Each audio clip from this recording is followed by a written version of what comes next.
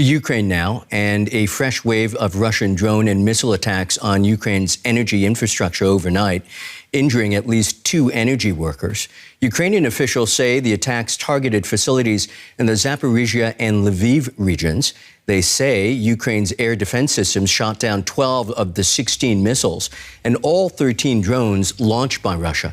It was the second major strike this week after missiles hit the city of Kryvyi Rih and Odesa on Friday.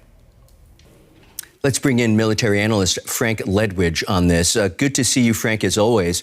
What strategic advantages does Russia aim to achieve by targeting Ukraine's energy infrastructure? Good morning, Michael. Well, I think as most of the viewers will know and remember, this is part of a long campaign conducted by the Russian Air Forces or Air and Space Forces against Ukraine's power generation. Now, before I go on, it's well worth mentioning that the Ukrainian power system is very resilient. Much of it is nuclear powered, but more than half that won't be touched. So Ukraine will always retain that core, literally that core of power. But recently, and particularly over the last couple of months, Russia's had great success in the conventional power, in attacking conventional power stations, notably Trypillia power station south of Kiev, completely destroyed, and several others, including an attack last night. It seems to be quite well tactically conducted by the Russians. 4 missiles, I think, from long-range bombers and diversions from Shaheeds, producing some degree of damage. But it's part of a long campaign, 2 purposes. First, to undermine Ukraine's capability as a state to support its military endeavour. And secondly, of course, to undermine civilian morale and will to fight. Of course, in the latter objective, it's disastrously failing. In the former, damaging the power capacity, it's unfortunately having some effect. Frank, you mentioned that Ukraine's energy infrastructure is resilient, but we should remind viewers, just to give them some perspective, that this is now the 8th massive attack on Ukraine's energy infrastructure in the past 3 months. What measures is Ukraine taking to protect this infrastructure? Because a casual observer might question those measures. According to President Zelensky, half of the country's power facilities have already been destroyed.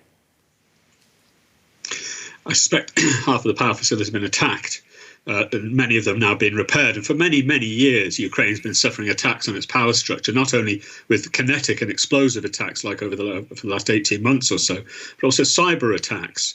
And it's developed immense expertise in dealing with these things very quickly. What's happened, though, over the last, as you point out, Michael, over the last 3 months, is that the kinetic attacks, the missile attacks, have been much more consistent.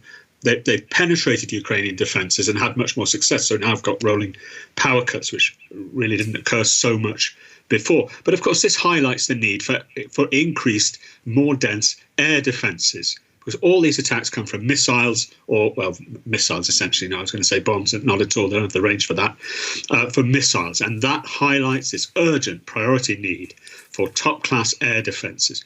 Ukraine's air defence ammunition ran off a cliff to the latter end of last year as it ran out of ex-Soviet gear that was very successful, very robust, but they just ran out of it. So they're very greatly dependent now on Western-supplied air defence systems, your Patriots, your NASAMS, your Iris-T, and of course more short-range stuff.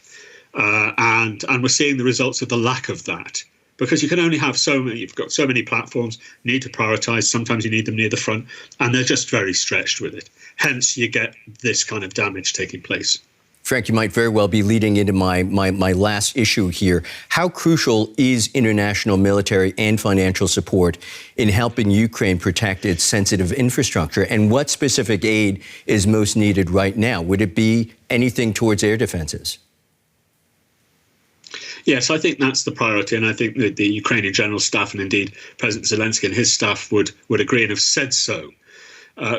What's happened, as I say, over the past few months, Ukraine's become more and more dependent on Western air defences. And we're talking here particularly the highly effective Patriot NASAMS, which is a Norwegian-American system, and others, but especially Patriot, which has pretty much the highest success rate in the world. And only yesterday, the Americans announced that what they were doing now was prioritising the delivery of Patriots, not to contract countries with whom they've contracted to deliver them, but that newly rolled off missiles, that's interceptors and systems, will be going straight to Ukraine.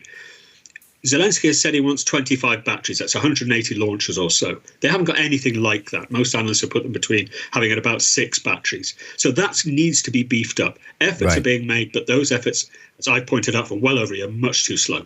That's a military analyst, Frank Ledwidge. As always, many, many thanks, Frank. Thanks, Michael.